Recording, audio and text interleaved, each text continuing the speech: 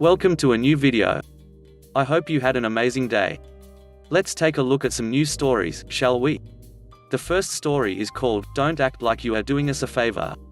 I'm a contractor, and I replace various dispensers in different types of buildings.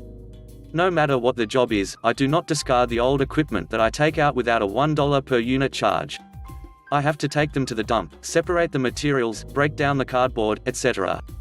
So with every job, I ask the site lead if they want me to discard it at that cost, or if they want to take care of it themselves. If they do not pay, that equipment has nothing to do with me as soon as it's off the wall. My only responsibility is to remove it, and it's their property to dispose of. Now, the care home I'm working in refused to pay the fee but still asked me to separate and break down the cardboard. I am nice, so I was doing that. I also organized some of the old equipment onto a pallet and shrink wrapped it to be easier for them to dispose of. So today, my truck is parked in the back, where they specifically told me to park it. The pallet of old equipment is in the garbage disposal area, where they specifically told me to put it. And the rest of the equipment is in a pile behind the pallet, where they specifically told me to put it. Someone in maintenance comes and asks me to move my truck because they need to access a certain dumpster from that side. Okay. I stop working, come outside, move to the other side of the alley area. I find the maintenance lead and ask if it's okay to park there for about 20 minutes as I'm headed to lunch soon anyway. She says that's perfect. Cool. I'm headed back inside when a man in maintenance who heard that conversation stops me and says the pallet is in the way of a garbage can they need. I say I'm sorry, but that's nothing to do with me. It's not my equipment and I just have to put it where I'm told. He keeps insisting it needs to be moved. I'm a rather small woman with no super strength skills, to my knowledge, or pallet jack, so I'm not sure how he expects me to move a 600-pound pallet. And I tell him as much, and again remind him that is not my equipment and it's just been placed where I was instructed to place it after going out of my way to organize it for them. He says, "Don't act like you're doing us any favors." This sounds good to me. No more favors, you got it. So I go back in to finish my last bit of work, then come out to grab lunch 15 minutes later. And the pallet has been moved directly behind my truck, blocking me in. Everyone involved knew that was my truck, and knew I was headed to lunch soon. If they think I'm going to come to ask them to move it, they're underestimating my ability to match their pettiness, especially after I was told not to do any more favors. I got in my truck and backed into the pallet until it tipped over into the mountain of discarded equipment that I hadn't palletized, and went to lunch. I came back from lunch with a newfound freedom from caring about whether the old equipment was the least bit organized. Before I was neatly stacking them to the best of my ability, now I don't care. I'm tossing things wherever is easiest for me as apparently, it's just as inconvenient for them when I organize it. The next story is called, "I Guess I Don't Need Your Service Anymore." So this happened 2 years ago in my local bank. I worked at a small business I had some parts in and from time to time I made some deposits. So I had this huge order coming in and I needed to deposit a lot in the account so that I could make the transaction. I collected as much cash and checks I could and went to my bank to make a deposit. It went south from the beginning. Only one window is open for businesses and all the other 9 are not. I had to wait for close to half an hour to finally get there. I said, I would like to make a simple deposit. About $4,000 in cash and about $12,000 in checks. The cashier said, with a very annoyed tone, "Cash deposits will be frozen for 10 days, here's a form to fill for checks deposits." I didn't like that my money would be frozen, so I asked, "It's cash, why should it be frozen? What form is this?" I never had to fill any form. She got louder, "We have to check out if the bills are okay. It's a new policy. You have to fill everything." I took the stupid form. What I had to fill? The from and to, the amount written and in numerals, the date. So I would basically have to rewrite every single check on a single sheet of paper and I had to add all amounts and write down the total. Oh hell no. I won't do that all for around 30 checks. So, I went back to the window. "Look, this is unreasonable. You'll have to enter all those anyway in your system. You have no real use for this after that anyway." She looked at me as if I had just burned her house. "It's like that. You have to do it. If not, we can't take checks deposits." Suddenly, I got an idea. Right, so if I walk 5 meters over there and make a deposit at the machine, do I have to fill this form? She looked like a truck. No, but the machines are emptied after bank hours. So, in like 20 minutes? Yeah. Great, now I'll add an additional credit extension to my account for 1 month of $10,000. I think it's $2 worth. Okay, what about the cash deposit? I will deposit it in the machine. I guess your service is worthless to me now. Let me tell you, I didn't feel one bit of remorse. Her attitude was atrocious and she almost eye-rolled a couple of times. That was so unprofessional from her. Telling her that made me feel like $1,000,000. The third story is called, Take It. I used to run commercial sales for a particular location of a major auto parts company. I was good at it and we got very busy. The phone sometimes didn't leave my ear for an entire shift, answering calls. It was rare for me to be up front unless I was pulling items for a customer or looking for one of my drivers. Helping walk-in customers wasn't my job. I didn't have enough time to deal with them anyway.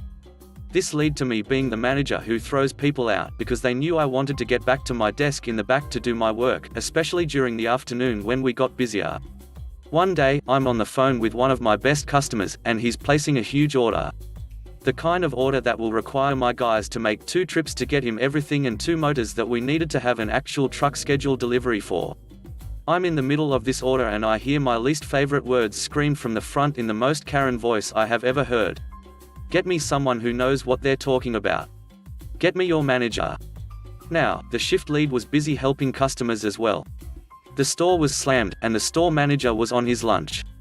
I was the most senior member there, but I was management in a different department. Technically, not my job. So the kid helping her comes back, says that the shift lead told him to ask me because of how busy they are. I tell him I can't right now and that it's the shift lead's responsibility. Where they were, if I tried, I could hear the conversation, and I caught bits and pieces, but all I really knew was it involved a battery and she was mad. As far as I could tell though, she hadn't started swearing or doing any harm to the employees at all. I go back to my call, thinking nothing of it, then hear Karen again.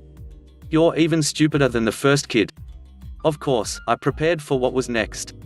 The shift lead comes back and practically begs me. I got the all clear from my client to put him on hold for a minute to go deal with it. Walking out, I'm sure my face didn't hide how mad I was. It went as follows: what do you need? A battery for my husband's car. He asked me to pick it up and your employees aren't helping. Did he order it for pickup? No. What kind of car? Honda. Honda what? What year? What engine? I don't know. What can you tell me about it? It's a Honda and it's green. Then we can't help you. We are going to need to know more about the car. Call your husband, use the store phone if you need, and find out and we can help you. Just get me the stupid battery. I can't. I don't know what battery you need. She starts to scream, get me the stupid battery. You know what? Fine. I went and got her the most expensive battery we had, which was a $400 truck battery, and told my guy to ring her up, and went and finished my sale. Her husband came in that evening to return it and get the correct battery for about $130. I was told that he was laughing about it and apologizing for her behavior, but I didn't get to see that myself, unfortunately. The last story is called, Not Always Right. When she was in college, my mum would work at an old-fashioned diner. My mum worked as a waitress, and occasionally, you would get the average person who thought, I need to feel better by making people, who will do my bidding, feel awful, which is why I go to restaurants. One day, one of these entitled people walks in with their friend, and my mum is supposed to wait their table. She goes over and asks what they would like to drink. The friend asks, could I get a water and Sprite? The entitled person demands, in her own words, get me water and a coffee. My mum shrugs off the hostility in the person's voice and does as she's told. She brings out the drinks and puts them on the table. About a minute goes by and my mum is carrying a tray of food in each hand for a different table while walking past the table with the entitled person. The entitled person puts her hand out to block my mum from moving past, while almost tripping my mum. She says, apparently you can't understand English yet, honey. My mum is of Asian descent but was raised to learn English as her first language. I asked for a hot coffee. Hot, so, heat this up. And the entitled person thrusts the cup of coffee into my mum's face as though my mum has a third arm that can carry the cup along with 2 trays of food. My mum doesn't like these kinds of people, but she also knows that the customer is always right. At least according to her manager. My mum smiles and replies, sure thing. She places the cup on one of the tray tables, since she, in fact, has no third arm. Apparently, the friend of the entitled person was nice enough to tell her friend, "I don't think that was very nice. I don't think you said hot when you first asked." After delivering the food she had, she walks into the kitchen with the cup of coffee. There is a coffee pot full of fresh, hot coffee, waiting to be poured. My mum ignores it. There's only one way for her to make sure that the coffee is hot enough. She proceeds to stick the entire cup in the oven. After about 3 to 4 minutes of cooking, my mum uses tongs to pull out the cup, since it's way too hot to be held. The results couldn't be better. The coffee was visibly boiling.